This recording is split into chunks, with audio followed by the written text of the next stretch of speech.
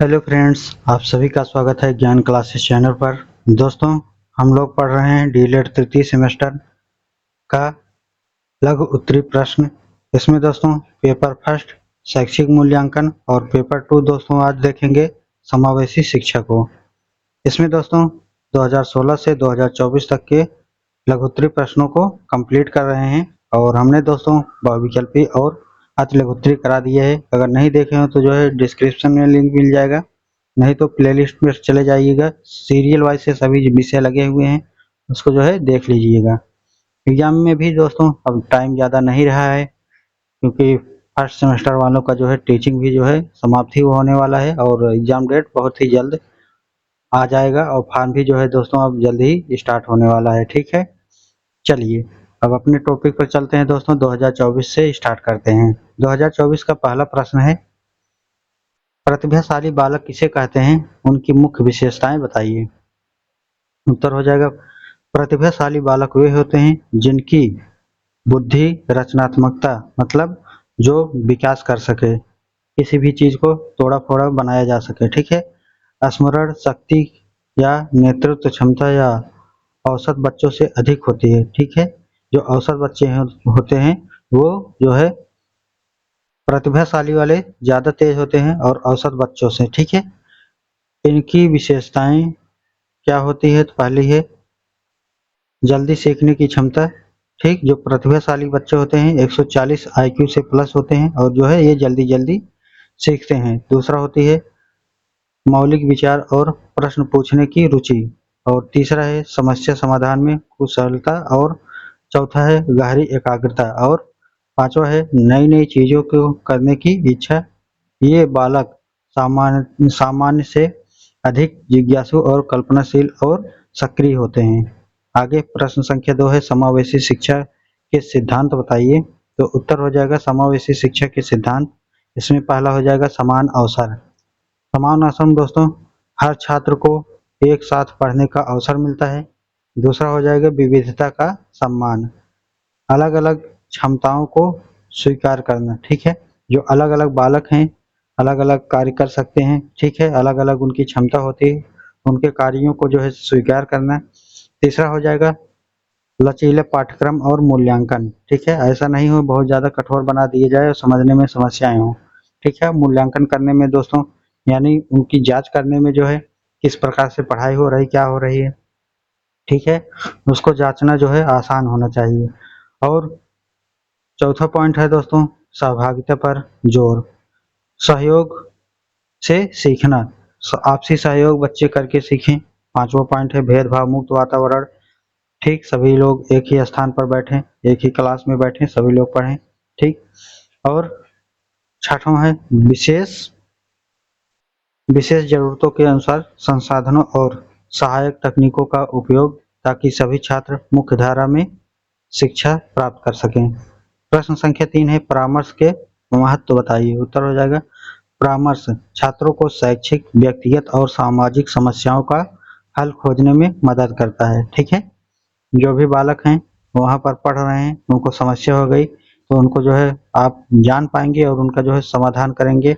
उसी को जो है बच्चा आपसे पूछेगा। ठीक है, तो उन्हीं को जो है परामर्श देना है। ठीक है, जो नहीं सीख पा रहे हैं, जो समस्या हो रही है, उनको बताना है। इससे आत्मविश्वास उनकी बढ़ेगी। ठीक है, तनाव कम हो जाएगा, निर्णय लेने की जो है क्षमता विकसित हो जाएगी उनमें, और व्यवहार में जो है उनके सुधार आने लगेगा। परामर्श से छात्र अपनी योग्यता पहचानते हैं और जीवन में सकारात्मक दृष्टिकोण अपना करके सफलता की ओर बढ़ते हैं। यह उनके सर्वांगीण विकास के लिए अत्यंत आवश्यक है। ठीक है, जो परामर्श है दोस्तों यह इनके जो सर्वांगीण विकास है दोस्तों, ठीक है, शारीरिक मानसिक बौद्धिक चारित्रिक ये सभी जो है दोस्तों विकास होने लगता है परामर्श से। ठीक है, आगे दोस्तों प्रश्न संख्या 4 है, बाल अपराध किसे कहते हैं, इनके 4 प्रमुख कारण बताइए। तो उत्तर हो जाएगा 18 वर्ष से कम आयु के बच्चे द्वारा किए गए ऐसे कार्य जो कानूनन या समाज में अपराध माने जाते हैं उन्हें बाल अपराध कहते हैं। जैसे 4 प्रमुख कारण हो सकते हैं दोस्तों, जैसे पारिवारिक विघटन, ठीक है, उपेक्षा, और दूसरा हो जाएगा गलत संगति और नकारात्मक माहौल। तीसरा हो जाएगा गरीबी और आर्थिक संकट, और चौथा हो जाएगा शिक्षा व नैतिक मूल्यों की कमी। ठीक है, ये कारण जो है बच्चों को अपराध की ओर आकर्षित करते हैं।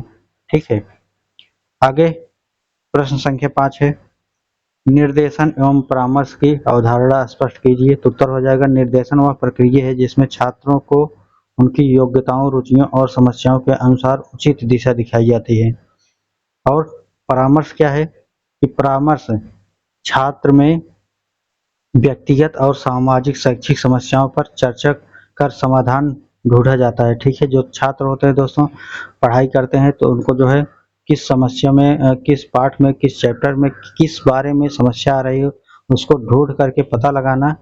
ठीक है, निर्देशन व्यापक प्रक्रिया है दोस्तों, जबकि परामर्श व्यक्ति केंद्रित है, गहरा और विशिष्ट होता है। इसका उद्देश्य छात्र के संपूर्ण विकास में सहयोग करना होता है। ठीक है, आगे देखेंगे प्रश्न संख्या 6, पर्यवेक्षण क्या है? एक अच्छे पर्यवेक्षक की विशेषताओं पर चर्चा कीजिए। तो उत्तर हो जाएगा पर्यवेक्षक शिक्षक की गुणवत्ता सुधारने के लिए शिक्षकों के कार्यों का निरीक्षण और मार्गदर्शन करने की प्रक्रिया है।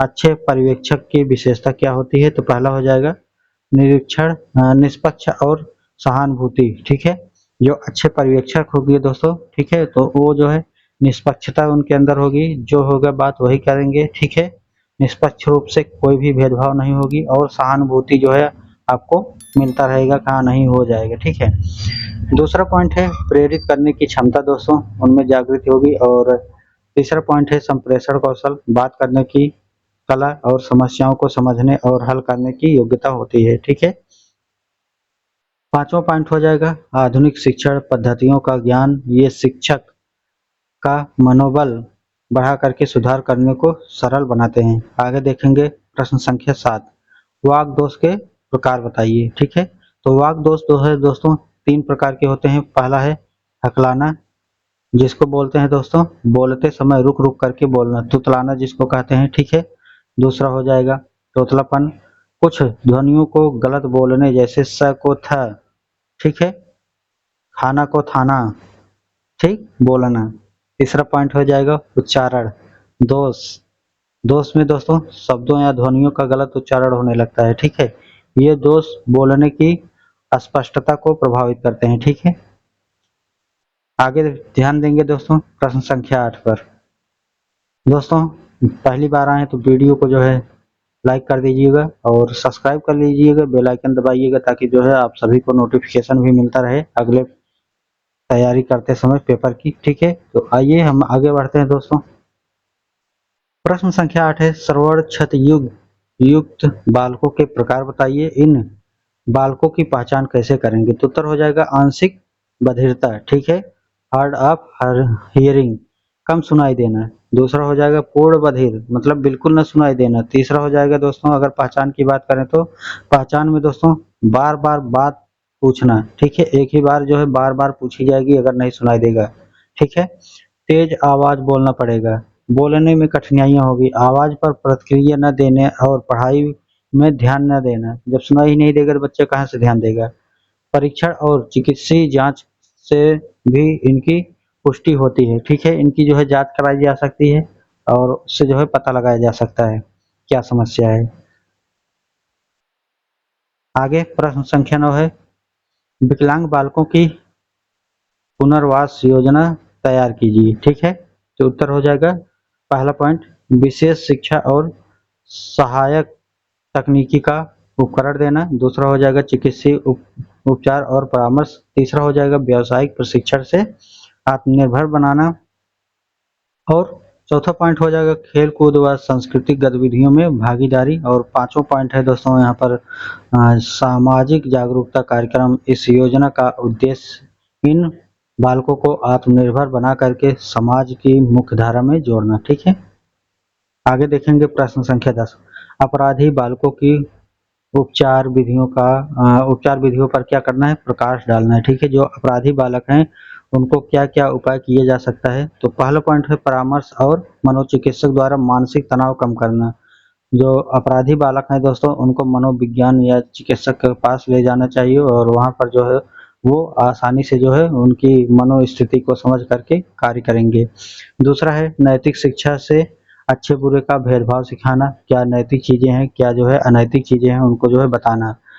तीसरा पॉइंट हो जाएगा व्यावसायिक प्रशिक्षण से भविष्य सुरक्षित करना, ठीक है, उनको बताना है कि जो है व्यावसायिक कार्य करिए, किस प्रकार से कार्य करेंगे, क्या करेंगे तो जो है आपका भविष्य सुरक्षित रहेगा, ठीक है।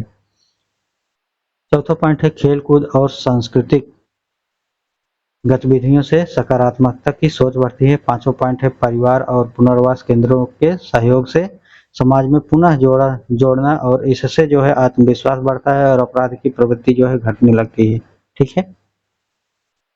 2023 का प्रश्न लेते हैं। 2023 का पहला प्रश्न है एक अच्छे परामर्शदाता के 4 कार्य लिखिए।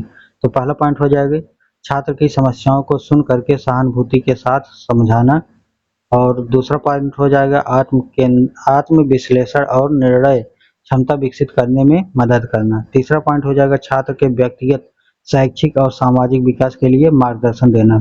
चौथा पॉइंट हो जाएगा छात्र की रुचियों और योग्यताओं के अनुसार भविष्य की योजना बनाने में सहयोग करना। इन कार्यों से परामर्शदाता का छात्र विश्वास अर्जित करता है और विकास में सहायक होते हैं। आगे प्रश्न संख्या 2 है समुदाय के साथ सहयोग संबंधी कार्य बताइए। तो उत्तर हो जाएगा विद्यालय और समुदाय के बीच संवाद स्थापित करना, ठीक है। समुदाय मतलब जो समुदाय होता है दोस्तों, ठीक है, जो बात करते हैं कोई भी जैसे ग्रुप है, माता पिता का ग्रुप है, ठीक है, और कोई जो परिवार है, समाज है, उन सभी को जो है विद्यालय से और जो है इन सभी के बीच जो है संवाद स्थापित करना, मतलब जोड़ करके रखना, ताकि बच्चे से कोई समस्या हो रही थी उनके गार्जियन से जो है पूछा जा सके, और अगर कोई सामूहिक कोई समस्या आ रही है तो जो है सभी लोगों से बात करके जो है हल निकाला जा सके, ठीक है।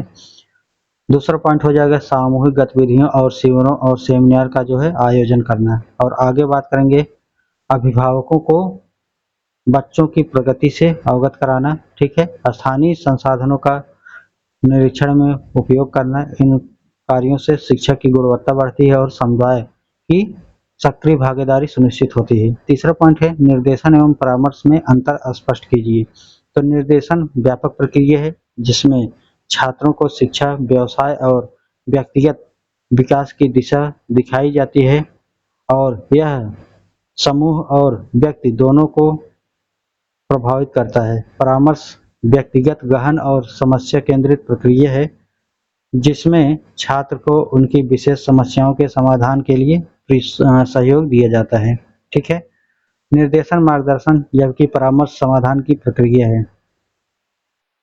मानसिक मंदता से आप क्या समझते हैं, स्पष्ट कीजिए। उत्तर हो जाएगा मानसिक मंदता वह स्थिति है जिसमें व्यक्ति की बौद्धिक क्षमता सामान्य से कम होती है और इनके दैनिक जीवन के कार्यों पर भी असर पड़ता है। मानसिक मंदता बालक सीखने में धीमे होते हैं, ठीक है, उनको कई बार बताना पड़ता है तब वो जो है सीख पाते हैं। समस्या समाधान में और सामाजिक व्यवहार में कठिनाइयां महसूस करते हैं और इन्हें जो है विशेष सहयोग की आवश्यकता होती है, ठीक है।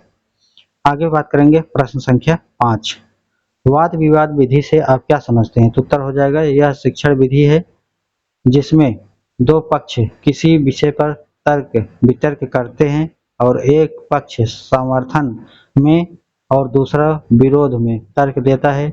इससे छात्रों की तर्क शक्ति, विश्लेषण क्षमता, आत्मविश्वास और बोलने की कला का विकास होता है। यह कक्षा को सक्रिय और रोचक बनाती है, ठीक है। वाद विवाद में जो है दोस्तों बच्चे आपस में बैठते हैं, आपस में बैठ करके क्या करेंगे, डिस्कस करेंगे, कोई भी सवाल हो गया, ठीक, सवाल हो गया, कोई भी प्रॉब्लम आ गई तो वहां पर जो है वाद विवाद मतलब आपस में बातचीत करके जो है सुलझा लेते हैं, ठीक है। प्रश्न संख्या 6 है अपवंचन क्या है, ठीक है। तो उत्तर हो जाएगा जब किसी बालक को उसकी क्षमता या अधिकार के अनुरूप अवसर, संसाधन या सम्मान से वंचित कर दिया जाता है तो उसे जो है अपवंचन कहते हैं, ठीक है।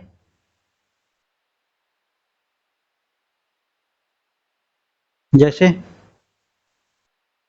कक्षा में जानबूझकर किसी किसी छात्र को सामूहिक गतिविधि से बाहर रखना, यह बच्चे के मनोवैज्ञानिक विकास पर नकारात्मक असर डालता है, ठीक है। आगे देखेंगे प्रश्न संख्या 7 सृजनात्मकता के प्रमुख तत्व बताइए। तो उत्तर हो जाएगा पहला मौलिकता, नए विचार प्रस्तुत करने की क्षमता, दूसरा हो जाएगा प्रवाह, विचारों की अधिकता, तीसरा हो जाएगा लचीलापन, विभिन्न दृष्टिकोण से सोचने की योग्यता और चौथा हो जाएगा विस्तार, विचारों को विकसित करने की क्षमता। ये तत्व मिलकर बालक की रचनात्मक सोच को बढ़ाते हैं। ठीक है। प्रश्न संख्या 8 है, अधिगम अक्षमता वाले बालकों के दो प्रकार बताइए। पहला हो जाएगा डिसलेक्सिया। ठीक है। ये जो है दोस्तों डिसलेक्सिया क्या होता है, तो पढ़ने लिखने में जो है कठिनाई होने लगती है। दूसरा हो जाता है कैलकुलिया, डिसकैलकुलिया। ठीक है। तो गणित से जुड़ी समस्याओं को समझने और हल करने में कठिनाइयाँ होती है। इन बच्चों को जो है विशेष शिक्षण पद्धतियों और सहायक संसाधन में जो है जरूरी होते हैं। प्रश्न संख्या 9 है, मंदबुद्धि बालकों की पहचान बताइए। ठीक है। तो पहला हो जाएगा इसमें दोस्तों सीखने की गतिविधि धीमी होती है इनमें, और समस्या समाधान और तर्क में जो है कठिनाइयाँ होती हैं इनको। और तीसरा पॉइंट हो जाएगा सामाजिक और व्यवहारिक कौशल जो है सीमित हो जाता है। और चौथा पॉइंट है बोलचाल और आत्मनिर्भर के विकास में देरी होती है। ये लक्षण शिक्षकों और अभिभावकों को पहचानने में मदद करते हैं। ठीक है। अभिभावक जो है दोस्तों और जो शिक्षक हैं, ये जो है बच्चों को आसानी से जो है बातचीत करके जो है समझ सकते हैं कि कौन कैसा बालक है। ठीक है। प्रश्न संख्या 10 है, निरीक्षण प्रणाली में सुधार के कोई दो सुझाव लिखिए। तो उत्तर हो जाएगा पहला, निरीक्षण सहयोगात्मक और प्रोत्साहनात्मक बताया जाए, न कि केवल त्रुटि खोजने तक सीमित रखा जाए। और दूसरा पॉइंट है, शिक्षकों के लिए समय समय पर प्रशिक्षण और फीडबैक सत्र आयोजित किए जाए ताकि शिक्षण पद्धति में जो है सुधार हो सके। जब प्रशिक्षण टीचरों को भी दिया जाएगा तो जो है वो अच्छे से जो है जब जाएंगे तो जो है अच्छे से सिखा पाएंगे। 2022 का पेपर लेते हैं। 2022 का पहला प्रश्न है, अधिगम बाधित बालकों हेतु शिक्षण सिद्धांत बताइए। तो उत्तर हो जाएगा पहला, सरल से जटिल की ओर शिक्षण देना। ठीक है। और दूसरा पॉइंट है, बालक की गति और रुचि के अनुसार पाठ्यक्रम निर्धारित करना। ठीक है। सरल से जटिल की ओर क्या होता है दोस्तों, तो यहाँ पर जो है पहले सरल चीजों को बता दिया जाता है। ठीक है। फिर उसको जो है कठिन चीजों पर चला जाता है। ठीक है। और यहाँ पर तीसरा पॉइंट है, चित्र मॉडल और गतिविधियों द्वारा शिक्षण को रोचक बनाना, जिसको दोस्तों टीएलएम भी कहा जा सकता है। ठीक है। टीएलएम में क्या होता है, सिखाने के लिए जो है चित्र का प्रयोग, कोई जो वस्तु है उसको दिखा करके समझाना। ठीक है। गतिविधियों के माध्यम से नाच गाना करा करके या कोई जो है गतिविधि करा करके जो है उनको सिखाना, जो स्कूलों में दोस्तों अब जो है धीरे धीरे देखने को मिल रही है। ठीक है। चौथा पॉइंट है, पुनरावृत्ति और अभ्यास पर विशेष बल देना। पांचवा पॉइंट है, प्रोत्साहन और प्रशंसा से आत्मविश्वास बढ़ाना। इन सिद्धांतों से अधिगम बाधित बालक आसानी से सीख पाते हैं और सीखने में रुचि रखते हैं। आगे देखेंगे। प्रश्न संख्या 2 है, अपंग बालकों को शिक्षा किस प्रकार दी जानी चाहिए। तो इसमें पहला हो जाएगा विशेष शिक्षकों की सहायता से व्यक्तिगत शिक्षण, और दूसरा हो जाएगा सहायक उपकरणों जैसे व्हील चेयर, ब्रेल लिपि, सुनने की मशीन आदि का उपयोग। और तीसरा पॉइंट हो जाएगा दोस्तों लचीले समय में सारणी और शिक्षण पद्धतियां जो है दोस्तों अपनाना। ठीक है। और चौथा है, सहपाठियों और शिक्षकों के सहयोगपूर्ण वातावरण देना। इसका उद्देश्य अपंग बालकों को आत्मनिर्भर और समाज को जो है मुख्यधारा से जोड़ना होता है। प्रश्न संख्या 3 है, श्रवण बधिर बालकों को शिक्षा किस प्रकार दी जानी चाहिए। ठीक। तो जो श्रवण बधित है दोस्तों, मतलब जो जिसको सुनाई नहीं देता है, उसको शिक्षा किस प्रकार देना है। तो उत्तर हो जाएगा पहला, संकेत भाषा और होठों को पढ़ने की शिक्षा देना ताकि जो है देख करके वो जो है समझ सकें। दूसरा हो जाएगा श्रवण दृश्य सामग्री जैसे चित्र और वीडियो का उपयोग। ठीक है। जो सुन नहीं पाते हैं, ठीक है, उनको जो है वीडियो दिखा करके चित्र दिखा करके समझाना। और तीसरा पॉइंट हो जाएगा व्यक्तिगत श्रवण यंत्र, उनको जो है सुनने का यंत्र जो है दिया जाए ताकि जो है वो सुन पाए अगर थोड़ा बहुत क्षमता है। ठीक है। सिस्टम द्वारा ध्वनि पहुंचाना। और चौथा हो जाएगा शिक्षकों द्वारा स्पष्ट और धीमी भाषा में बोलना। इन तरीकों से जो है श्रवण बधित बालकों की समझ और अभिव्यक्ति जो है सुधार होता है। ठीक है, शिक्षकों को भी जो है तेज बोलना पड़ेगा तो जो है अच्छे से समझ पाएंगे। ठीक है, प्रश्न संख्या 4 है, हकलाने की समस्या क्या है? ठीक है, तो हकलाने की समस्या क्या है दोस्तों? उत्तर हो जाएगा हकलाना एक प्रकार का वाग दोष है, मतलब बोलने की जो है दोस्तों उनको मुख में विकार होती है, जिसकी वजह से वह जो है त्रुटिपूर्ण बोलते हैं या बोल नहीं पाते हैं, जिसमें बोलने की का जो समय होता है दोस्तों, शब्दों या ध्वनियों को बार बार जो है दोहराना और रुक रुक करके बोलने लगते हैं, अचानक जो है रुक जाना और फिर बोलने लगना, यह जो है आत्मविश्वास की कमी और मनोवैज्ञानिक दबाव या विकास संबंधित कारण हो सकते हैं, जिससे बालक के संप्रेषण और कौशल पर भी जो है असर पड़ता है। ठीक है, आगे देखेंगे प्रश्न संख्या 5, अधिगम असमर्थी बालक कौन होते हैं? ठीक है, अधिगम असमर्थ बालक कौन होते हैं? तो ये उत्तर हो जाएगा वे सामान्य बुद्धि के हुए भी, ठीक है, वे सामान्य बुद्धि के होते हुए भी पढ़ने लिखने या गणित सीखने में कठिनाइयां अनुभव करते हैं, जैसे डिसलेक्सिया। ठीक है, डिसलेक्सिया दोस्तों पढ़ने में कठिनाई होने लगती है। ठीक है, और डिस्कैल्कुलिया क्या है? तो गणित में जो है कठिनाई होने लगती है, इन्हें विशेष शिक्षण पद्धतियों और व्यक्तिगत सहयोग से शिक्षा दी जाती है। प्रश्न संख्या 6 है, मानसिक मंदता। ठीक है, मंदित नहीं या मंदता भी कह सकते हैं, मंदित भी ठीक है, बालक कौन होते हैं? संक्षेप में बताइए। ठीक है, तो यहाँ पर उत्तर हो जाएगा वे बालक जिनका बौद्धिक स्तर सामान्य से कम होता है। ठीक है, आईक्यू लगभग 70 से या उससे कम होता है, वे दैनिक जीवन की साधारण क्रियाओं में भी कठिनाइयां महसूस करते हैं, इनके विकास के लिए विशेष शिक्षा, अभ्यास और सामाजिक सहयोग आवश्यक होता है। ठीक है, आगे प्रश्न संख्या 7 है, शारीरिक और बौद्धिक कमजोर बालकों से आप क्या समझते हैं? ठीक है, तो शारीरिक और बौद्धिक कमजोर बालक, तो उत्तर हो जाएगा शारीरिक कमजोर बालक वे होते हैं जिनकी शारीरिक क्षमता या स्वास्थ्य कमजोर होता है, और बौद्धिक कमजोर बालक वे होते हैं जिनकी सीखने, समझने और समस्या हल करने की क्षमता सामान्य से कम होती है। दोनों को विशेष देखभाल, शिक्षण पद्धति, सहानुभूतिपूर्ण वातावरण की आवश्यकता होती है। आगे प्रश्न संख्या 8 है, समावेशी शिक्षा की प्रकृति बताइए। ठीक है, तो उत्तर क्या होगा? समावेशी शिक्षा का अर्थ होता है सभी बच्चों को, चाहे वे सामान्य हो या विशेष आवश्यकता वाले बच्चे हों, ठीक है, एक साथ एक समान अवसर के साथ पढ़ाना जो है शामिल होते हैं। ठीक है, इनमें विविधता का सम्मान, लचीला पाठ्यक्रम होता है। ठीक है, सहयोग और सहभागिता सिखाना शामिल होता है। इनका उद्देश्य भेदभाव मुक्त और न्यायपूर्ण शिक्षा देना है। ठीक है, समावेशी का अर्थ ये होता है दोस्तों सभी बालक को जो है समान अवसर से सिखाना, एक स्थान पर सिखाना। ठीक है, एक मंच पर सिखाना। आगे प्रश्न संख्या 9 है, प्रतिभाशाली बालकों की शिक्षा के सिद्धांत बताइए। तो उत्तर हो जाएगा पहला, उनकी क्षमता के अनुसार चुनौतीपूर्ण कार्य देना। दूसरा है रचनात्मक परियोजनाओं और स्वास्थ्य से सीखने का अवसर देना। तीसरा हो जाएगा पाठ्यक्रम में लचीलापन रखना। चौथा हो जाएगा आत्म अभिव्यक्ति और नेतृत्व के अवसर प्रदान करना, और इन सिद्धांतों से प्रतिभा का विकास और कई दिशा में उपयोग संभव होता है। प्रश्न संख्या 10 है,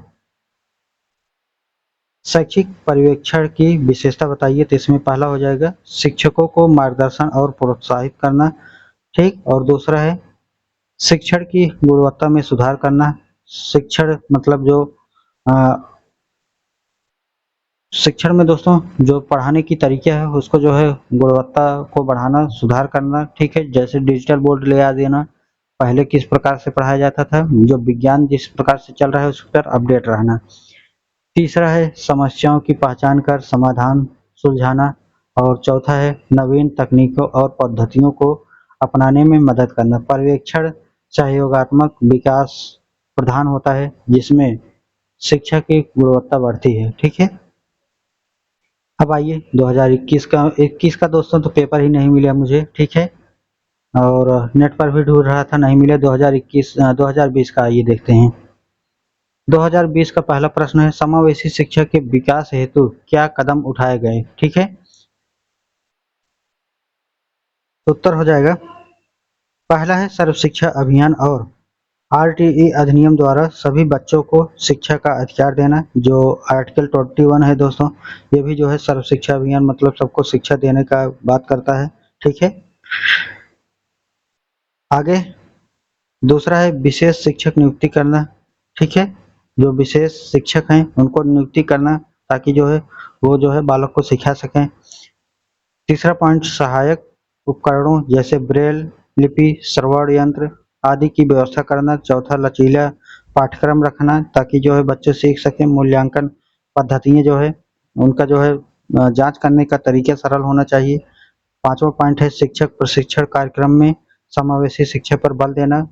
जो शिक्षक प्रशिक्षण हैं उनको भी जो है प्रशिक्षित करना जरूरी है। ठीक है, और इन कदमों से विशेष आवश्यक वाले बच्चे भी मुख्य धारा की विशेष शिक्षा से जुड़ सकें। ठीक है, दूसरा पॉइंट है विशिष्ट आवश्यकता वाले बच्चे की पहचान स्पष्ट कीजिए। ठीक है, तो ऐसे बच्चे जो सामान्य शिक्षा के लिए अतिरिक्त सहायता की आवश्यकता महसूस करते हैं, जैसे दृष्टि बाधित, श्रवण बाधित, शारीरिक अपंग और मानसिक मंदता, सीखने में अगर कठिनाई हो रही है तो उसको डिसलेक्सिया कहेंगे। और व्यवहार संबंधी समस्या वाले जो बालक होते हैं दोस्तों, इनकी पहचान कर शिक्षक के अवलोकन, मनोवैज्ञानिक परीक्षण और चिकित्सीय जांच से की जाती है। ठीक है, आगे प्रश्न संख्या 3 है दोस्तों। वीडियो को शेयर करते चलिएगा, पहली बार आए तो सब्सक्राइब करके रखिएगा दोस्तों। एक लाइक कर दीजिएगा, जैसे ही लाइक करेंगे नीचे हाइप का ऑप्शन आ जाएगा, उस पर क्लिक करके रेट कर दीजिएगा। ठीक है दोस्तों, ताकि दूसरों को भी जो है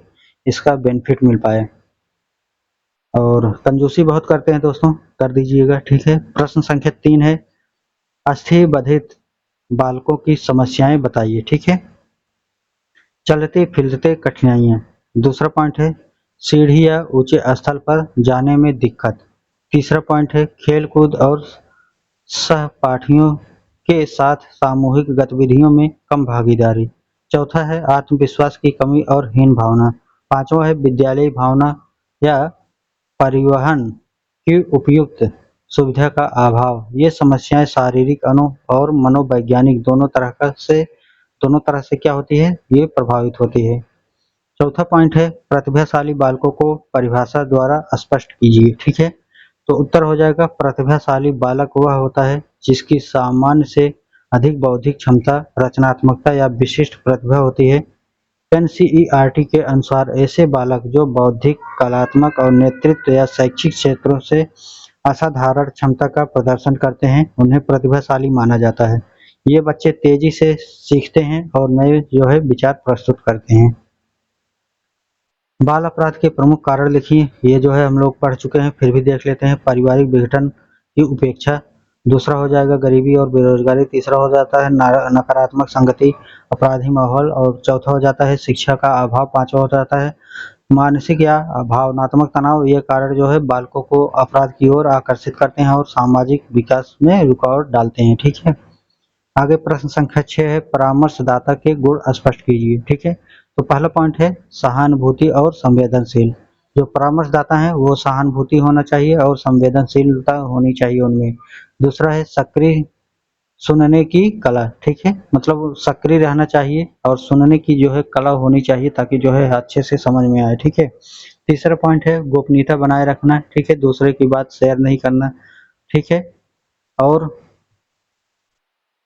चौथा पॉइंट है समस्या समाधान में दक्षता। ठीक है, पांचवा पॉइंट है सकारात्मक दृष्टिकोण और धैर्य। ये गुण परामर्शदाता को प्रभावित बनाने जिससे वह छात्रों की समस्या को बेहतर समझ करके समाधान दे सकें। ठीक है, प्रश्न संख्या 7 है मनोविज्ञान शाला के प्रमुख कार्य बताइए। ठीक है, तो इसमें पहला पॉइंट हो जाएगा, हेडिंग डाल करके लिख सकते हैं मनोविज्ञान शाला के प्रमुख कार्य, और इसके बाद नंबर वाइज डालते चलिएगा। व्याख्या करना है तो व्याख्या करते चलिएगा। ठीक है, और इतना काफी है लिखना। ठीक है, ज्यादा नहीं लिखना है। ठीक, लेकिन ओवर राइटिंग भी नहीं करनी है। ओवर राइटिंग करेंगे तो नंबर कटता है।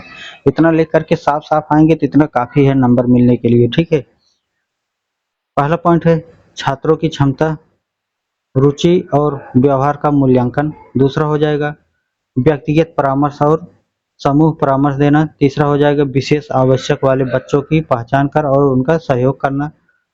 ठीक। और चौथा पॉइंट है शिक्षक अभिभावक के साथ समन्वय स्थापित करना। पांचवा है शैक्षिक अनुसंधान और विकास कार्य करना, जिससे छात्रों के सर्वांगीण विकास में मदद मिलती है। ठीक है।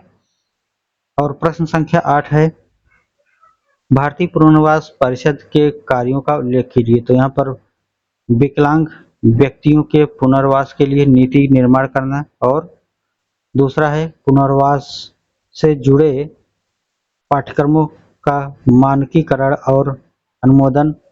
तीसरा है प्रशिक्षण संस्थानों को मान्यता देना। और चौथा पॉइंट है पुनर्वास कर्मियों का पंजीकृत और निगरानी करना। पांचवा पॉइंट है दिव्यांगजनों की सेवा में गुणवत्ता सुधार और परिषद दिव्यांगजनों के कल्याण को सुदृढ़ बनाने का कार्य करती है। ठीक है। आगे प्रश्न संख्या 9 है बौद्धिक निःशक्त बच्चों हेतु संसाधन कक्ष गतिविधियों को लिखिए। ठीक है। तो इसमें पहला पॉइंट हो जाएगा जीवन कौशल सीखने के लिए अभ्यास। दूसरा हो जाएगा चित्रों और खेलों के माध्यम से शिक्षण। ठीक है। चित्र बना देना और खेल खेल के माध्यम से, ठीक है, शिक्षा देना। और तीसरा है कहानी सुनाना और श्रवण दृश्य सामग्री का उपयोग करना। ठीक है। श्रवण और दृश्य मतलब जो सुनाई दे और दिखाई दे, जैसे टेलीविजन हो गया और ये सभी टेलीविजन, कंप्यूटर, लैपटॉप, ये सभी जो है इसमें सुनाई भी देता है, दिखाई भी देता है। चौथा पॉइंट है समूह में सरल गतिविधियां कराना। ठीक है। और पांचवा पॉइंट है आत्मनिर्भरता बढ़ाने के लिए दैनिक क्रियाओं का अभ्यास। इन गतिविधियों से बच्चों की क्षमता का विकास होता है। आगे प्रश्न संख्या 10 देखेंगे प्रमस्तिष्क पक्षघात वाले बच्चों हेतु थेरेपिक विधि को लिखिए। तो यहाँ पर उत्तर हो जाएगा फिजियोथेरेपी मांसपेशियों को मजबूत करना और चलने फिरने में क्या करना, मदद करना। दूसरा हो जाएगा ऑक्यूपेशन थेरेपी दैनिक जीवन में गतिविधियों को सिखाना, जैसे कपड़े पहनना, खाना खाना कैसे बनाया जाता है, ठीक है, व्यवहारिक चीजें। और तीसरा है स्पीच थेरेपी बोलने की क्षमता सुधारना। ये विधियां जो है बच्चों को अधिक आत्मनिर्भर बनाने में मदद करती हैं। ठीक है। चलिए आगे देखेंगे दोस्तों 2019 का पेपर। ठीक। 2019 का पहला प्रश्न है पिछड़े बालकों की शिक्षा व्यवस्था पर प्रकाश डालिए। उत्तर हो जाएगा पिछड़े बालकों के लिए शिक्षा को सरल और रुचिकर बनाया जाता है। पहला पॉइंट हो जाएगा उनकी क्षमता के अनुसार पाठ्यक्रम में लचीलेपन रखा जाता है। दूसरा पॉइंट है चित्र, मॉडल और खेल के माध्यम से शिक्षा कराया जाता है। तीसरा पॉइंट है छोटे छोटे लक्ष्य तय कर प्रगति मापी जाती है। चौथा पॉइंट है प्रोत्साहन और सहायक वातावरण देकर के आत्मविश्वास बढ़ाया जाता है। इससे वे धीरे धीरे सामान्य शिक्षा की ओर बढ़ पाते हैं। ठीक है। और प्रश्न संख्या 2 है सकारात्मक बालकों के प्रकार उदाहरण सहित समझाइए या बताइए। तो सकारात्मक बालक जो होते हैं उनमें क्या क्या प्रकार के उदाहरण हो सकते हैं। तो इसमें उत्तर हो जाएगा पहला है दोस्तों आक्रामक बालक। ठीक है। जो बालक बार बार झगड़ा करते हैं, जैसे किसी साथी को मारना, ठीक है, बात बात पर झगड़ा करके मार देना। दूसरा हो जाता है डरपोक बालक। ठीक है। छोटी छोटी बात पर जो है डर जाना। ठीक है। और तीसरा है झूठ बोलने वाले बालक, बार बार जो है असत्य बोलते हैं। चौथा है चोरी करने वाले बालक, दूसरों की वस्तुओं को चुपचाप ले लेते हैं और इनका जो है कारण पारिवारिक वातावरण, असुरक्षा या हीन भावना हो सकती है। ठीक है। प्रश्न संख्या 3 है अपराधी बालक की उपचार विधियों पर प्रकाश डालिए।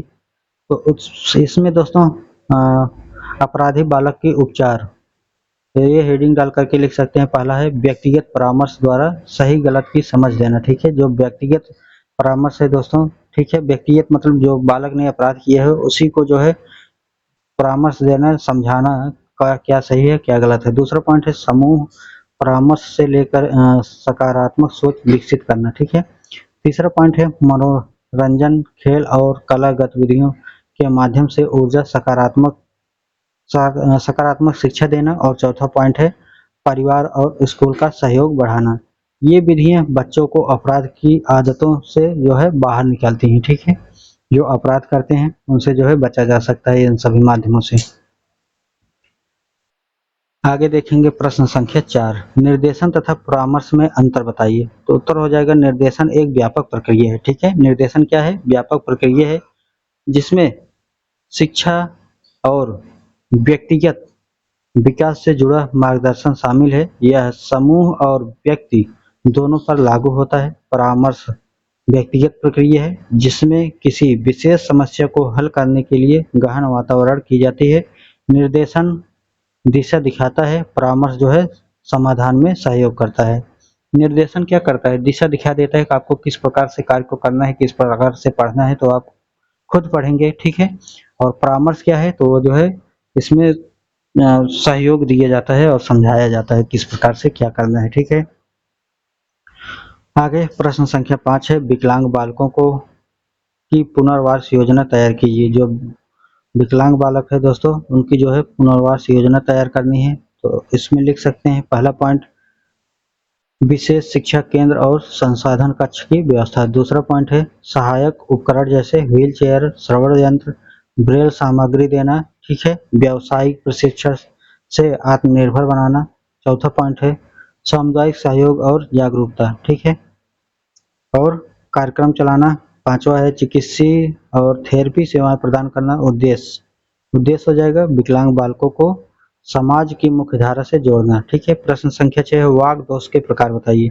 ठीक है, वाक दोष होता क्या है? बोलते समय जो त्रुटियां होती हैं दोस्तों, जो मुख में विकार होता है, क्या क्या समस्याएं होती है, वही जो है बताना होता है। ठीक है, तो पहला जो है हकलाने का कारण हो सकता है दोस्तों, जो हकलाते हैं दोस्तों बोल नहीं पाते हैं। ठीक है, बोलते समय क्या करेंगे? शब्द को दोहराने लगते हैं। ठीक है, तुतलाना जो है दोस्तों, यहाँ पर कुछ ध्वनियां जो है अस्पष्ट उच्चारण ना होना, मतलब अस्पष्ट होती हैं, क्या कहना चाह रहे हैं स्पष्ट नहीं हो पाता। ठीक है, तीसरा हो जाएगा बोली की दर में असमानता। ठीक है, स्वर विकृति, आवाज का तेज या धीमा होना, ये दोष जो है संप्रेषण में बाधा डालते हैं। ठीक है, आप खड़े हैं, कोई कोई शब्द थोड़ा धीमे बोले, ठीक है, और कोई तेज बोल दे, ठीक है, कोई कोई शब्द, तो यहाँ पर जो है आपको भी समस्या होगी। आगे प्रश्न संख्या 7 है, प्रतिभाशाली बालकों की विशेषताएं शिक्षा व्यवस्था को स्पष्ट कीजिए। तो यहाँ पर उत्तर क्या होगा? विशेषताएं में पहला हो जाएगा तेजी से सीखना, दूसरा हो जाएगा रचनात्मकता और मौलिक सोच, तीसरा हो जाएगा नेतृत्व क्षमता, चौथा हो जाएगा गहरी रुचि किसी विषय में। ठीक है, शिक्षा व्यवस्था पहला हो जाएगा कठिन पाठ्यक्रम और परियोजनाएं देना, दूसरा हो जाएगा स्वास्थ्य और प्रयोग की सुविधा, तीसरा हो जाएगा रुचि अनुसार वैकल्पिक विषय, और चौथा हो जाएगा प्रतियोगिताओं और विशेष कार्यक्रमों में भागीदारी। आगे प्रश्न संख्या 8 है, श्रवण क्षतियुग बालकों के प्रकार बताइए। इन बालकों की पहचान कैसे करेंगे? तो उत्तर हो जाएगा पूर्ण बधिर। ठीक, जो सुनने की क्षमता बिल्कुल नहीं होता है उनको जो है पूर्ण बधिर कहेंगे, और इनको जो है दोस्तों अपंगता या जो है अभी जो है अक्षम जो आया हुआ है उनके अंतर्गत रखेंगे। ठीक है, दूसरा है कठोर श्रवण दोष, कुछ आवाजें सुन पाते हैं। ठीक है, पहचान क्या कर पाएंगे? तो नाम पुकारते समय प्रक्रिया न देना। ठीक है, नाम बुलाएंगे नाम से, ठीक है, किसी का भी नाम लेकर के जब बुलाएंगे उसका जो बालक बधिर है, ठीक है, तो वो जो है क्या कर पाएगा? आपको पुकारने पर भी प्रक्रिया नहीं देगा। ठीक है, दूसरा पॉइंट हो जाएगा बोलने में अस्पष्टता। ठीक है, बोल नहीं पाएगा क्योंकि क्लियर ही नहीं पहुंच पाता है सुना क्या है। तीसरा है बार बार प्रश्न दोहराना, वो बार बार जो है प्रश्न को दोहराएगा। ठीक है, दूसरे के होठों की ओर ध्यान से देखेगा और समझने का प्रयास करेगा क्या बोल रहे हैं। प्रश्न संख्या 9 है, मंद बुद्धि बालकों का अर्थ एवं परिभाषा बताइए। मंद बुद्धि बालक के क्या लक्षण हैं? तो उत्तर हो जाएगा अर्थ में वे बालक जिनकी बुद्धि सामान्य से कम होती है, आईक्यू लगभग 70 से कम होती है। परिभाषा ऐसे बालक जिनकी सीखने, समझने और समस्या समाधान की क्षमता सीमित होती है। लक्षण की बात करें दोस्तों तो सीखने में धीमे, और दूसरा हो जाएगा बोलने लिखने में कठिनाई, तीसरा हो जाएगा आत्मनिर्भर की कमी, और चौथा हो जाएगा सामाजिक व्यवहार में सरलता और संकोच। और देखिए दोस्तों प्रश्न संख्या 10 पर चलते हैं। ठीक है, 10 क्या है? सृजनात्मक बालक का अर्थ एवं विशेषताएं बताइए। तो उत्तर हो जाएगा दोस्तों अर्थ हेडिंग डाल करके लिख सकते हैं, वे बालक जिनमें नए विचार उत्पन्न करने और मौलिक समाधान देने की क्षमता अधिक होती है। ठीक है, वे जो है इसको जो है सृजनात्मकता का अर्थ इससे लिया जाएगा। और विशेषता की बात करें दोस्तों तो हेडिंग डाल करके सृजनात्मकता की विशेषता हेडिंग डाल करके लिखिएगा। पहला है मौलिकता, ठीक है, दूसरा है प्रवाह, प्रवाह का मतलब होता है दोस्तों अनेक विचार प्रस्तुत करना, तीसरा है लचीलेपन अर्थात नए दृष्टिकोण से सोचना, चौथा है विस्तार, ठीक है, विचारों को गहराई से विकसित करना, ठीक है, पांचवा है जोखिम उठाने की प्रवृत्ति, ये बालक प्रश्न पूछने और नए प्रयोग करने में सक्रिय रहते हैं। 2018 का पेपर लेंगे दोस्तों, ठीक है, 2018 का पहला प्रश्न है अस्थि बाधित बालकों की समस्याएं बताइए तथा इनकी शिक्षा व्यवस्था कैसी होनी चाहिए।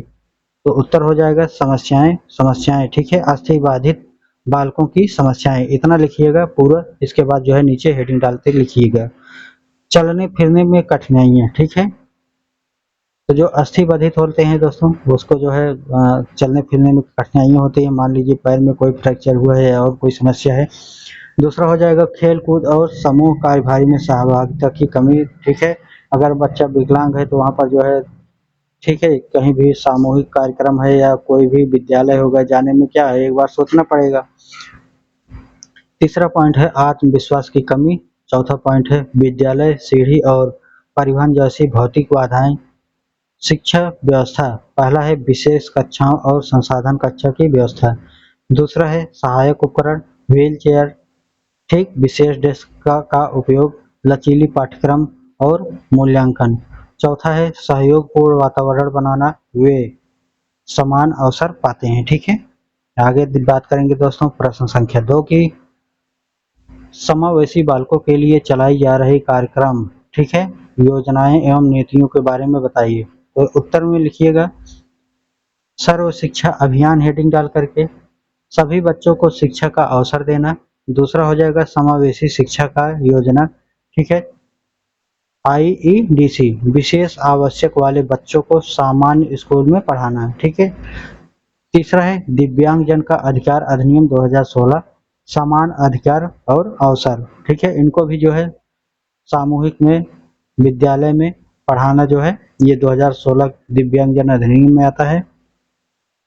चौथा पॉइंट है आरटीई अधिनियम 2009 6 से 14 वर्ष के बच्चों को मुफ्त शिक्षा देना है, ठीक है, इन योजनाओं का उद्देश्य होता है शिक्षा में बिना भेदभाव को जो है किए हुए इनको जो है उसमें पढ़ाना, ठीक है, अर्थात शिक्षा में भेदभाव मिटाना और जो है समानता को जो है बढ़ाना, यह उद्देश्य होता है, ठीक है।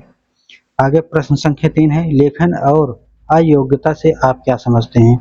उत्तर हो जाएगा इसे डिस्ग्राफिया कहा जाता है, यह ऐसी स्थिति जिसमें बालक अक्षर ठीक से नहीं लिख पाता, शब्द टेढ़े मेढ़े लिखता है, ठीक है, बनाता है, लिखते समय अधिक समय लेता है या वर्तनी बार बार गलती करता है, सामान्य बुद्धि होने पर भी लिखते समय जो है कठिनाइयां रहती है जिससे अध्ययन में रुकावट आती है, ठीक है। आगे प्रश्न संख्या 4 है ब्रेल लेखन, लेखन की प्रक्रिया समझाइए, ठीक है, ब्रेल, ब्रेल लिपि जो है क्या होती है, ठीक है, ब्रेल लेखन या लिपि, तो ब्रेल लेखन में कागज पर उभरी हुई बिंदुओं जो है के समूह बनाए जाते हैं जिसमें स्पर्श से पढ़ा जाता है। इसमें दोस्तों 6 डाट बनाए जाते हैं, ठीक है, 6 डाट होते हैं, उस पर जो है उभरा हुए बिंदु जो है होते हैं उस पर हाथ फेरा जाता है तो जो है आसानी से समझ में आते हैं कितनी डाट है, क्या लिखा गया है, किस हिसाब से घुमाया गया है उसको, ठीक है, तो वो जो है समझ पाते हैं। पहला पॉइंट हो जाएगा स्लेट और स्लाइड्स, सुई जैसी छड़ी का उपयोग कर बिंदुओं को अंकित किया जाता है, और दूसरा है प्रत्येक अक्षर के लिए विशेष बिंदी संरचना होती है, ठीक है, सभी बिंदी अलग अलग होगी तो जो है पता चलेगा किसका मतलब क्या होता है। तीसरा है बाएं से दाएं लिख करके पढ़ने योग्य बनाया जाता है, ठीक है, बाएं से दाएं की ओर, ठीक है। दृष्टिबाधित लोगों के लिए यह जो है मुख्य लिपि होती है, ठीक है, जो देख नहीं पाते हैं उनके लिए जो है ब्रेल लिपि का उपयोग होता है, ये भी जो है बहुविकल्पी में आ सकता है, ध्यान दीजिएगा। प्रश्न संख्या 5 है सामान्य बच्चों में कौन कौन सी मानसिक भिन्नताएं होती है। तो यहाँ पर हो जाएगा पहला बुद्धि में भिन्नता, कुछ बच्चे तेज और कुछ औसत कुछ धीमी गति से सीखते हैं, और यहाँ पर दूसरा पॉइंट है रुचियों में भिन्नता, खेल, कला, विज्ञान आदि में रुचि अलग-अलग होती है। तीसरा है स्मृति क्षमता में अंतर होने लगती है, ठीक है, जो सामान्य बच्चे होते हैं, ठीक है। स्मृति क्षमता में अंतर, सोचने की शैली और रचनात्मकता में भिन्नता। पांचवा पॉइंट है भावनात्मक और सामाजिक व्यवहार में अंतर। ये भिन्नताएं शिक्षा, व्यक्तिगत और दृष्टिकोण की जरूरत दर्शाती है। प्रश्न संख्या 6 निर्देशन के कोई 3 सिद्धांत बताइए, ठीक है। तो पहला पॉइंट हो जाएगा व्यक्तिगत भिन्नता का सिद्धांत, हर विद्यार्थी की रुचि और क्षमता को ध्यान में रखते हुए निर्देश देना। दूसरा पॉइंट है सहयोग का सिद्धांत, विद्यार्थी, शिक्षक और परिवार के बीच तालमेल रखना। तीसरा पॉइंट है निरंतरता का सिद्धांत, ठीक है। इसमें निर्देशन एक बार का नहीं बल्कि सतत प्रक्रिया होना चाहिए जिससे बच्चों का समग्र विकास हो सके, ठीक है। निरंतर मतलब लगातार चलने वाली प्रक्रिया है दोस्तों, ठीक है। प्रश्न संख्या 7 है पर्यवेक्षण क्यों आवश्यक है, स्पष्ट कीजिए। तो इसमें हेडिंग डाल करके लिखिएगा पहला पॉइंट शिक्षण की गुणवत्ता को बनाए रखना। शिक्षण मतलब जो शिक्षा दिया जाता है दोस्तों, ठीक है, जो विधियां होती हैं उनको जो है बना करके रखना, अच्छे से समझाने की तरीके जो होती है उसको जो है बना करके रखना। दूसरा पॉइंट हो जाएगा शिक्षकों को नई पद्धतियों और संसाधन अपनाने में मार्गदर्शन देना। तीसरा पॉइंट हो जाएगा शिक्षण सीखने की समस्याओं की पहचान करना। और चौथा पॉइंट हो जाएगा विद्यालयी वातावरण को सुधारना। पांचवा पॉइंट हो जाएगा बच्चों की प्रगति का आकलन करना। पर्यवेक्षण से शिक्षा की गुणवत्ता में सुधार होना, ठीक है। आगे बात करेंगे प्रश्न संख्या 8 की, परामर्श की आवश्यकता क्यों होती है, परामर्श के क्षेत्र बताइए। तो आवश्यकता क्या हो जाएगी, यहाँ पर लिखिएगा परामर्श की आवश्यकता, ठीक है। हेडिंग डाल करके फिर लिखिएगा उसमें पहला पॉइंट शिक्षा, करियर, व्यक्तिगत समस्याओं का सामाजिक व्यवहार में सहयोग देना, ठीक है। दूसरा पॉइंट क्या हो जाएगा आत्मविश्वास और निर्णय लेने की क्षमता बढ़ाना। अगर क्षेत्र की बात करें तो पहला पॉइंट हो जाएगा शैक्षिक परामर्श, दूसरा हो जाएगा व्यावसायिक परामर्श, तीसरा हो जाएगा व्यक्तिगत या मनोवैज्ञानिक परामर्श। इससे विद्यार्थी अपने लक्ष्य स्पष्ट कर पाते हैं, ठीक। प्रश्न संख्या 9 है शारीरिक अक्षमता या विकलांगता को परिभाषित कीजिए, ठीक। तो यहाँ पर उत्तर हो जाएगा शारीरिक अक्षमता वह स्थिति है जिसमें व्यक्ति के शरीर के किसी अंग या प्रणाली की क्रिया सीमित या बाधित होती है, जैसे पोलियो, सीपी आदि। WHO के अनुसार ऐसी अवस्था जिसमें दैनिक कार्यों में कठिनाइयां आए वह जो है विकलांगता कहलाती है, ठीक है। प्रश्न संख्या 10 देखेंगे दोस्तों, शैक्षिक समावेशन से आप क्या समझते हैं, उद्देश्य की चर्चा कीजिए। उत्तर हो जाएगा सामान्य और विशेष आवश्यक वाले बच्चों को एक साथ पढ़ाना समावेशन। उद्देश्य की बात करें तो भेदभाव दूर करना। दूसरा है समान अवसर देना। तीसरा है सहयोग और सहभागिता की भावना विकसित करना। चौथा पॉइंट है समाज में समरसता बढ़ाना। इसमें सभी बच्चों को सामाजिक और शैक्षिक विकास होता है, ठीक है। अब दोस्तों 2017 का पेपर लेंगे, प्लीज दोस्तों अगर अभी जुड़ रहे हैं तो जो है वीडियो को लाइक कर दीजिए और पहली बार आए तो सब्सक्राइब करके रखिएगा, ठीक है। तो 2017 का पहला प्रश्न लेते हैं, समावेशी शिक्षा का अभिप्राय बताते हुए समावेशी बालकों के प्रकारों का वर्णन कीजिए, ठीक है। तो उत्तर हो जाएगा समावेशी शिक्षा का अर्थ होता है सामान्य और विशेष आवश्यकता वाले बच्चों को एक साथ एक स्थान पर अवसर देकर के पढ़ाना, ठीक है। समावेशी शिक्षा का यही अर्थ होता है सभी बालक जो है एक साथ पढ़ें, जो कमजोर बालक हैं, जो तेज बालक हैं, ठीक है, सभी को एक ही क्लास में पढ़ाना है। इसमें दोस्तों आगे बढ़ेंगे तो यहाँ पर है समावेशी बालकों के प्रकार, ठीक है। हेडिंग डाल करके लिखिएगा समावेशी बालकों के प्रकार और इसमें डालिएगा पहला दृष्टि बाधित बालक, दूसरा हो जाएगा श्रवण बाधित बालक, तीसरा हो जाएगा शारीरिक रूप से अशक्त बालक और चौथा हो जाएगा सीखने में कठिनाई वाले बालक जिसको डिसकैलकुलिया कहते हैं, डिसलेक्सिया कहते हैं, ठीक है। डिसकैलकुलिया दूसरा होता है, ठीक है। यहाँ पर पांचों पॉइंट है मानसिक मंदता वाले बालक, ठीक। और पांचवा छठवां पॉइंट है सामाजिक भावनात्मक समस्याओं से जूझ रहे बालक। इन सब का उद्देश्य जो है शिक्षा में समानता लाना होता है।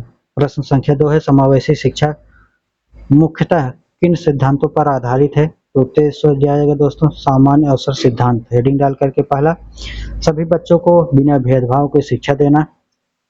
दूसरा हो जाएगा सहयोग का सिद्धांत, शिक्षक शिक्षार्थी और परिवार समुदाय का सहयोग करना।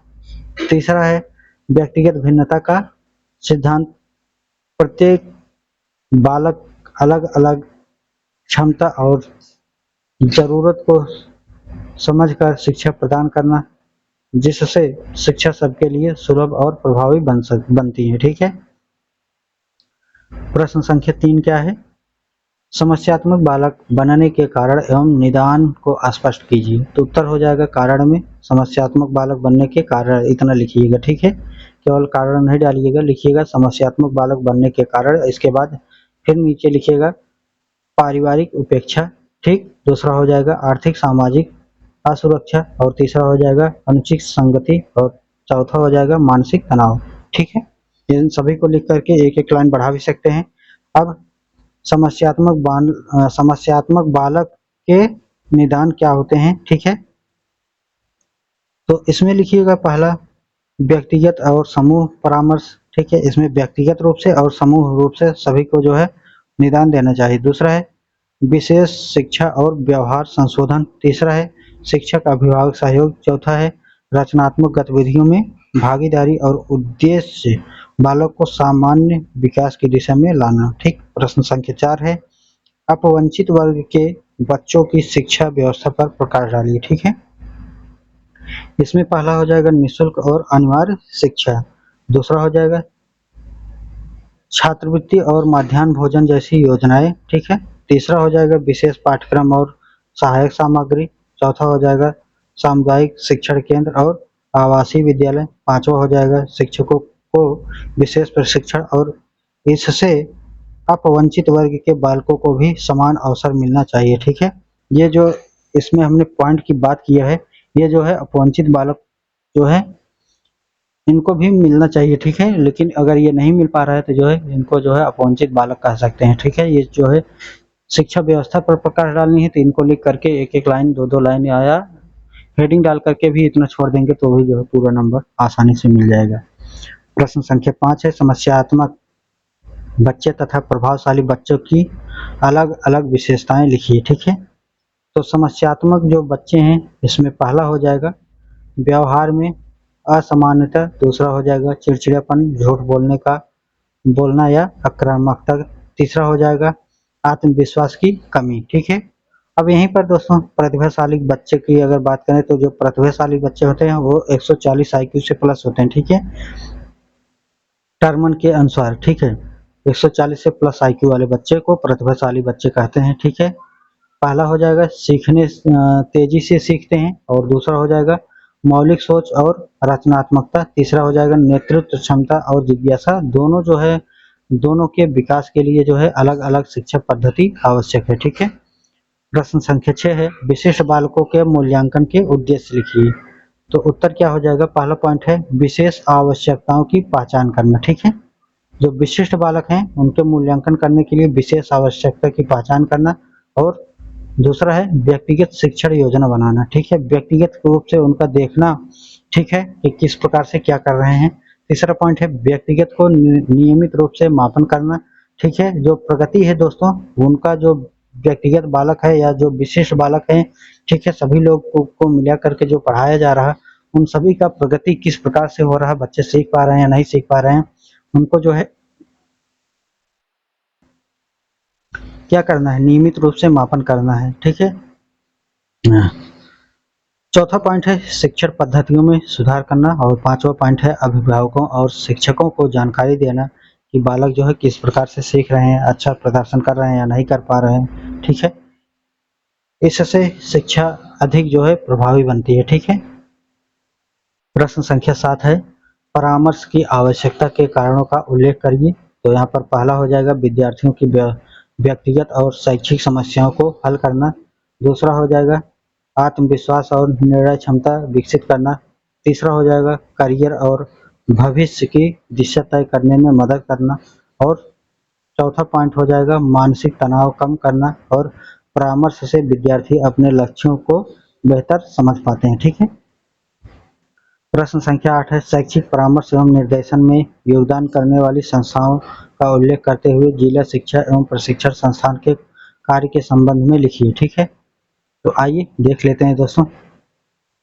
संस्थाएं की बात करें दोस्तों, शैक्षिक परामर्श एवं निर्देशन में योगदान देने वाली जो संस्थाएं हैं, जो हेडिंग डाल करके पहला हो जाएगा एनसीईआरटी, दूसरा है राज्य शिक्षा संस्थान एससीईआरटी, तीसरा हो जाएगा राष्ट्रीय परामर्श केंद्र। ठीक है, और डाइट की बात करें दोस्तों, जिला शिक्षा एवं परामर्श संस्थान का कार्य क्या होते हैं, तो जो शिक्षक का प्रशिक्षण होता है यहीं पर होता है, और दूसरा हो जाएगा नई शिक्षण पद्धतियों का विकास किया जाता है, तीसरा है पाठ्यक्रम में सुधार यहीं से होगा, चौथा है विशेष आवश्यक वाले बच्चों की शिक्षा के लिए सामग्री तैयार करना, और ये संस्थाएं जो है शिक्षा की गुणवत्ता को बढ़ाती है। ठीक है, कैसे कैसे शिक्षा की गुणवत्ता बढ़ेगी उस पर जो है ये लोग विचार करते हैं और उस पर जो है नियम लागू करते हैं। प्रश्न संख्या 9 है, निर्देशन से आप क्या समझते हैं। ठीक है, निर्देशन से आप क्या समझते हैं, इसको जो है उद्देश्य बताना है इसका। ठीक है, तो उत्तर हो जाएगा निर्देशन विद्यार्थियों को शिक्षा, करियर और व्यक्तिगत समस्याओं में उचित परामर्श देने की सतत प्रक्रिया है। ठीक है, उद्देश्य की अगर बात करें दोस्तों, तो विद्यार्थियों की रुचि और क्षमता के अनुसार विकास करना, दूसरा है आत्मनिर्भरता बढ़ाना, और तीसरा है भविष्य की योजना बनाने में मदद करना, चौथा है नैतिक और सामाजिक मूल्यों का विकास करना। ठीक है, प्रश्न संख्या 10 हो जाएगा, शिक्षा में सामुदायिक सहभागिता प्राप्त करने के लिए विद्यालयों में गठित समितियों तथा अन्य द्वारा किए जा रहे सहयोग, मार्गदर्शन, परामर्श को समझाइए। ठीक है, तो यहाँ पर उत्तर हो जाएगा पहला माता पिता शिक्षक संघ। ठीक है, दूसरा हो जाएगा विद्यालय प्रबंधन समिति एसएमसी, और तीसरा हो जाएगा महिला समिति और बाल परिषद। इनके जो इसके माध्यम से क्या क्या होता है। ठीक है, तो पहला पॉइंट हो जाएगा विद्यालय विकास की योजना बनती है, विद्यालय में क्या क्या करना है, किस प्रकार से इसका विकास होगा। दूसरा पॉइंट हो जाएगा संसाधनों की व्यवस्था होती है। ठीक है, कहाँ पर क्या संसाधन होगा, सभी विद्यालयों में देख ही रहे होंगे दोस्तों। ठीक है, कि सभी जो है जाएंगे तो वहाँ पर चार्ट भी लगा होता है, कौन कौन जो है यहाँ पर सदस्यता मिली हुई है किसको किसको, और कौन कौन जो है ये देख रेख कर रहे हैं। ठीक है, सामुदायिक सहभागिता से जो है शिक्षा व्यवस्था मजबूत होती है। ठीक है, अब आइए दोस्तों लास्ट पेपर लेते हैं 2016 का। 2016 का पहला प्रश्न है, विशिष्ट आवश्यकता वाले बच्चों की पहचान कैसे करेंगे। ठीक है, विस्तार से समझाइए। तो इसको जो है दोस्तों हम पीछे चर्चा कर चुके हैं, फिर भी एक बार देख लेते हैं। ठीक है, इसमें दोस्तों विशिष्ट आवश्यकता वाले बालक सीखने में कठिनाई है, हेडिंग डाल करके लिखिएगा। बार बार गलती, धीमी गति से पढ़ना लिखना, दूसरा हो जाएगा बोलने में दिक्कत, ठीक, शब्दों में गलत बोलने या उच्चारण का दोष, तीसरा हो जाएगा शारीरिक लक्षण, चलने फिरने में कठिनाइयाँ, दृष्टि या सर्वर समस्याएं हो सकती है, और व्यवहार में बदलाव। बदलाव क्या होगा, चिड़चिड़ेपन हो जाएगी, सामाजिक दूरी जो है हो जाएगी, और पांचवा है चिकित्सीय परीक्षण और मनोवैज्ञानिक मूल्यांकन से भी जो है पहचान की पुष्टि होती है। ये सभी लक्षण जो है मिल करके विशिष्ट आवश्यकता वाले बच्चों की पहचान में मदद करते हैं। विशिष्ट आवश्यकता वाले बच्चों की पहचान का मतलब क्या है, ठीक है, बताइए कमेंट में। आगे प्रश्न संख्या 2 है, धीमी गति से सीखने वाले बच्चों की विशेषता बताइए। जो बच्चे धीमी गति से सीखते हैं उनकी क्या क्या विशेषता होती है, क्यों ऐसा करते हैं, वही जो है बताना है। तो उत्तर में लिखिएगा दोस्तों हेडिंग डाल करके धीमी गति से सीखने वाले बच्चे। ठीक है, और इसमें पॉइंट करके लिखिएगा पहला, सीखने में अधिक समय लगते हैं। ठीक है, जो धीमी गति से बालक सीखते हैं वो सीखने में ज्यादा समय लेते हैं। ठीक, और दूसरा है स्मरण शक्ति कमजोर होती है। ठीक है, जो धीमी गति से सीखते हैं उनकी स्मरण शक्ति कमजोर होती है, इसलिए जो है धीमी गति से सीखते हैं। ठीक, तीसरा पॉइंट है बार बार दोहराव की जरूरत होती है, उनको बार बार जो है दोहराया जाता है तब समझ पाते हैं। चौथा है आत्मविश्वास की कमी, उनके अंदर आत्मविश्वास की कमी होती है कि हाँ हम ये कर सकते हैं, सीख सकते हैं। पांचवा पॉइंट है कठिन पाठों में घबराते हैं। ठीक है, जो कठिन चैप्टर आ जाते हैं तो वहां पर घबराने लगते हैं, नहीं ये मुझसे नहीं होगा। चौथा पॉइंट है सरल, चित्रात्मक और गतिविधि आधारित शिक्षण में रुचि दिखाते हैं। इन बच्चों को धैर्य और प्रोत्साहन की जरूरत होती है। ठीक है, आगे प्रश्न संख्या 3 है, शैक्षिक रूप से पिछड़े बच्चों की शिक्षा की व्यवस्था कैसे, बिंदुवार विवरण दीजिए। ठीक है, तो उत्तर हो जाएगा पहला, सरल और रोचक शिक्षण सामग्री देना, दूसरा हो जाएगा सीखने की गति के अनुसार अलग अलग कार्य देना। तीसरा हो जाएगा चित्र मॉडल और खेल के माध्यम से पढ़ाना। और चौथा हो जाएगा नियमित व्यक्तिगत ध्यान। पांचवा हो जाएगा आत्मविश्वास बढ़ाने के लिए प्रोत्साहन। पांचवा यहाँ पर हो जाएगा माता पिता का सहयोग से घर पर अभ्यास। ठीक, इसमें जो है इन बच्चों की प्रगति जो है इस प्रकार से संभव हो सकती है। ठीक है, प्रश्न संख्या 4 है श्रवणबधिर बच्चों की पहचान से संबंधित लक्षणों का उल्लेख कीजिए। तो उत्तर हो जाएगा बार बार पूछना या कुछ न सुन पाना। दूसरा हो जाएगा तेज आवाज में बोलना। तीसरा हो जाएगा दूसरे के होठों को देखना, देख करके समझना कि क्या बोला जा रहा है। ठीक है, बोलने में अस्पष्टता या उच्चारण दोष। पांचवा है ध्यान जल्दी जो है भटक जाना। ये संकेत बताते हैं कि बालक को जो है श्रवण संबंधित कठिनाइयां हो रही हैं। ठीक है, और पांचवा प्रश्न है वाक दोष कितने प्रकार के हो सकते हैं, व्याख्या कीजिए। ठीक है, तो आइए देख लेते हैं वाक दोष कितने प्रकार के होते हैं। वाक दोष दोस्तों कितने प्रकार के होंगे। तो पहला हो जाएगा हकलाना, हेडिंग डाल करके लिख दीजिएगा वाक दोष के प्रकार, और इसमें पहले लिखिएगा हकलाना। बोलते समय ध्वनि या शब्द जो है दोहराया जाता है हकलाने में। तुतलाना जो है दोस्तों कुछ ध्वनियों को क्या किया जाता है, गलत हो जाता है, गलत बोलने लगते हैं। तीसरा है वाणी की गति और स्वर में जो है गड़बड़ी होने लगती है। ठीक है, बहुत तेज बोलेंगे या बहुत धीमा बोलने लगेंगे। ठीक है, और कर्कश आवाज होगी। ठीक है, कभी तेज कभी धीमा, और समझने में भी जो है कठिनाइयां होगी। ठीक है, ये दोष जो है संचार कठिनाई पैदा कर सकते हैं। संचार कठिनाई मतलब दोस्तों जो दूसरों को पहुंचाया जाता है, अपना विचार व्यक्त किया जाता है। ठीक है, संप्रेषण जिसको कहते हैं, तो वहां पर कठिनाइयां होने लगेगी। प्रश्न संख्या 6 है दोस्तों समस्यात्मक बच्चे कौन होते हैं, इनकी पहचान कैसे करेंगे, विद्वान समझाइए। तो ऐसे बच्चे जिनका व्यवहार पढ़ाई या सामाजिक गतिविधियों में सामान्य से अलग या नकारात्मक होता है। पहचान की बात करें दोस्तों तो पहला है बार बार अनुशासन तोड़ना। ठीक है, जो समस्यात्मक बच्चे हैं दोस्तों वो समस्या पैदा करते हैं। ठीक है, वो जो क्या करेंगे, अनुशासन में रहने के बजाय जो है बार बार अनुशासन जो है तोड़ेंगे। दूसरा है चिड़चिड़ापन या आक्रामकता। ये जो है चिड़चिड़ापन होते रहेंगे, बात बात पर चिड़चिड़ापन, बार बार पर गुस्सा होते रहेंगे। तीसरा है पढ़ाई में अनिच्छा। ठीक है, पढ़ाई में इच्छा नहीं होगी। और चौथा पॉइंट है चोरी या झूठ बोलना। और पांचवा है अकेले रहना या असामाजिक व्यवहार करना। इन्हें जो है विशेष सहयोग की जरूरत होती है। ठीक है, आगे बात करेंगे प्रश्न संख्या 7।